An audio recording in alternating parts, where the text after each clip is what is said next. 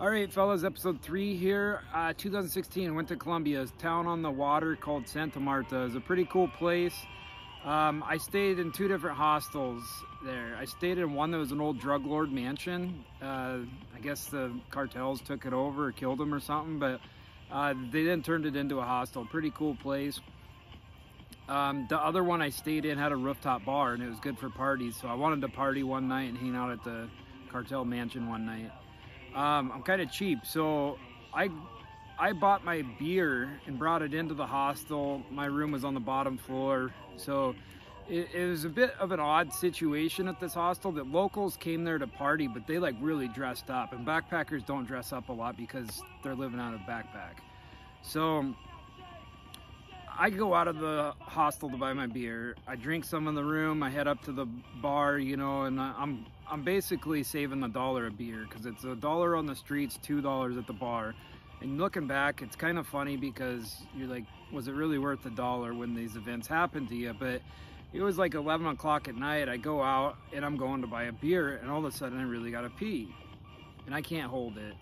And so I find a dumpster, and I end up going pee right by this dumpster. A girl comes around a corner who is probably a prostitute, but she's looking at me pee, and I'm like, what are you doing? You know, get away, this is really weird. Like, because even if she did like me, it's just an odd situation to you know, watch somebody pee and get turned on. But anyway, she ends up trying to grab my balls with one hand and grabbing my pocket with the other, and she actually ripped my cell phone case because I had a cover on it. And the thing is, when guys go pee, they don't pee with their legs spread. They're standing straight, so it is actually pretty hard to get your hand on the balls. So anyway, I yell for help, and she yelled for help, and I end up beating her off and end up running away. And about 2 minutes later, I'm on the street of my hostel because I'm not that far away.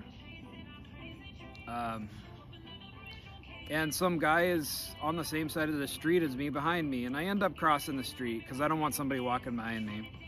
He ends up looking at me and then charging, and I yelled for help, although I thought I could have took him, you know, with my background in, you know, wrestling and stuff.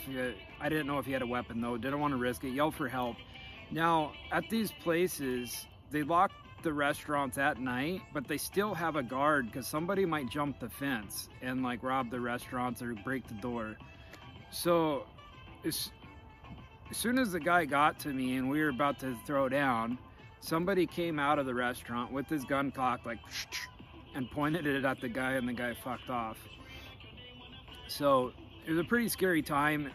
Robberies are not very common, and the fact that this happened twice in like a 5-minute period, I think the guy saw me getting robbed the first time, and the girl said, hey, he might have money or he's got a phone, you know, go find him. And he ended up finding me randomly on a few streets over and wanted to give a second go. Maybe they're working as a team, I don't know. But so this is my story about Colombia, Santa Marta, and yeah, I'll try to think of like about 5 or 6 more. Mauritania, Myanmar, can't remember some of the other close calls I had. South Africa.